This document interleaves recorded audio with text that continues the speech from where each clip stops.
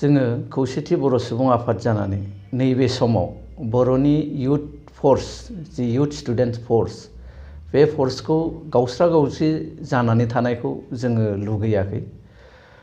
बर'आव ओरैनोबो दिनैनि नैबे समाव नैबे गासैबो थासारिखौ नायोबा जोङो ज' थालायनानै जि मावनायनि मोनसे बेबस्था बे बेबस्थाखौ लानांगौ। गुबुन गुबुन संगठन गुबुन गुबुन मानसिफ्रा दानो हायो, बेयाव बादा होनायनिबो बाथ्रा गैया, बेबो मोनसे थिक। किन्तु जों सम आरो सुजुग दिनैनि जि थासारि बे थासारिखौ नायनानै जोंनिफ्राय जों मोनदांदों दे एट प्रेजेन्ट बेबायदि स्टुडेन्टस इउनियन मोनसे गोदान दानांगौ मोनसे अबस्था जायाखै होननानै जों फोथायो। आरो जोंनिफ्राय जोङो खावलायगोन गासैबो बर'नि जेसेबां आफादफोर दङ, साफ्रोमबो सुबुङा बर'नि गुबुन गुबुन आफादफोरनि सायाव बुंनांगौ मोन्थाया दङ, सोंनांगौ मोन्थाया दङ।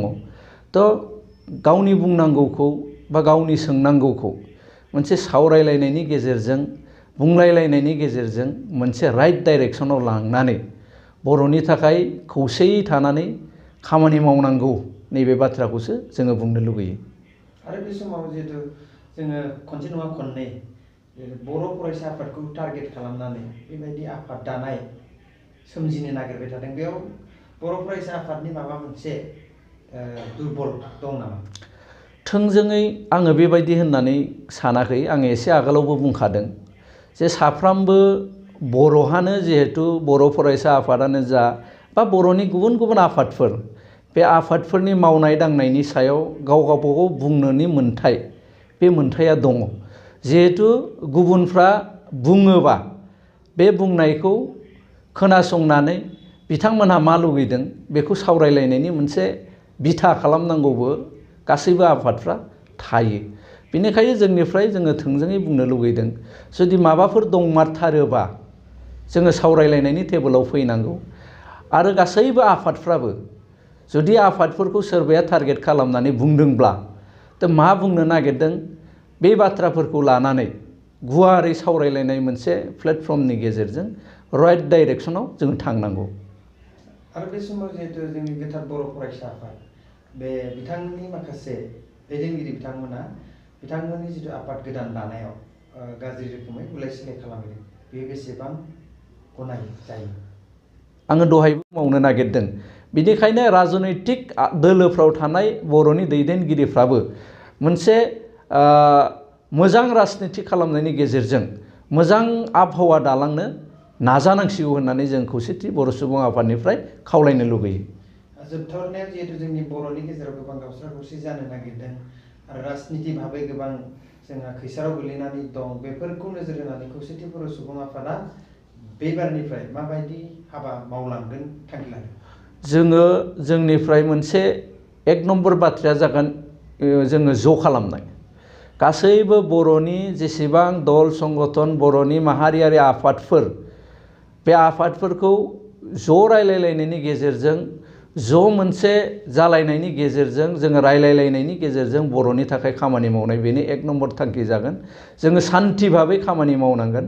एबार ओंखायनो जोङो 90थि बोसोरारि जथुमा जि जोंनि लांहिनाव जागोन, कार्बि आंलंनि लांहिनाव 25, 26 आरो 27, बिनि 26 डे खालि 26 अक्ट' खालि जोङो मोनसे सावरायमेल जोङो लानो नागिरदों।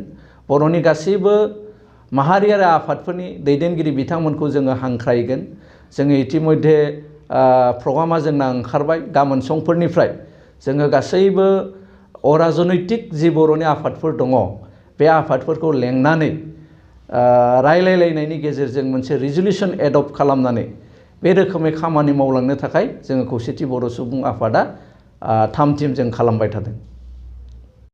जोंनो जिहेतु सान्थि नांगौ, दाख्लैबावै एकर्ड जादों, एकर्डनि दफाफोरखौ इमप्लिमेन्ट खालामनांगौनि बाथ्रा दङ।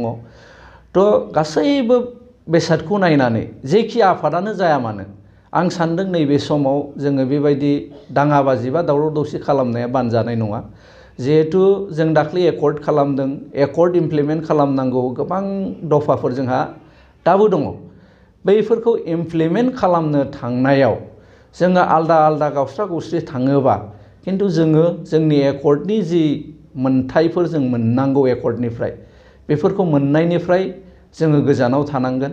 जिहेथु गुबुना जोंखौ गावस्रा गावस्रि जानायखौनो लुगैगोन खिन्थु जोंथ' बुंबाय थादों खौसेथि बर' सुबुं आफादनिफ्राय जे गासैबो बर'नि आफादफ्रा जयै रायलायलायनानै बर'नि थाखाय मा मावनांगौ दङ, मारै लाङोबा मोजां जागोन, बिनि मोनसे आबहावा एबा मोनसे प्लेटफर्म जोङो खालामना लानांगौ आरो बेयाव गासैबो आफादफ्रा ज' जाजाय सावरायलायनायनि गेजेरजों खामानि मावनायनि जि आबहावा बेखौ बानायनानै लानांगौ।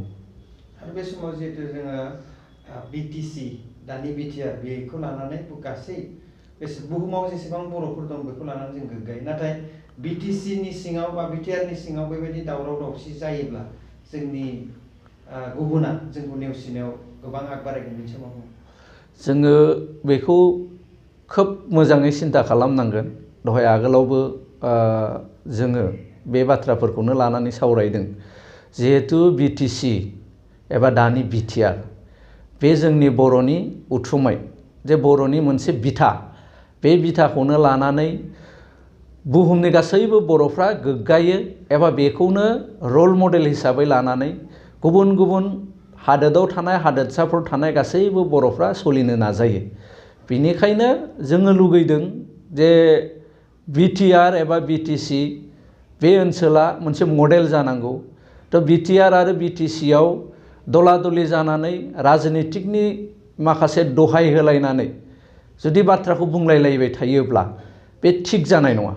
ओंखायनो जोंनिफ्राय जोङो स्ट्रेट फरवार्ड, खौसेथि बर' सुबुं आफादनिफ्राय जोङो स्ट्रेट फरवार्ड बुंबाय थादों जे अराजनैतिक संगठनफ्रा अराजनैतिक भाबे थानानै अराजनैतिक प्लेटफर्म मोनसे बानायनानै बर'नि थाखाय मा मावबा मोजां जायो बेखौ जोङो सिन्था सरसा खालामनांगौ।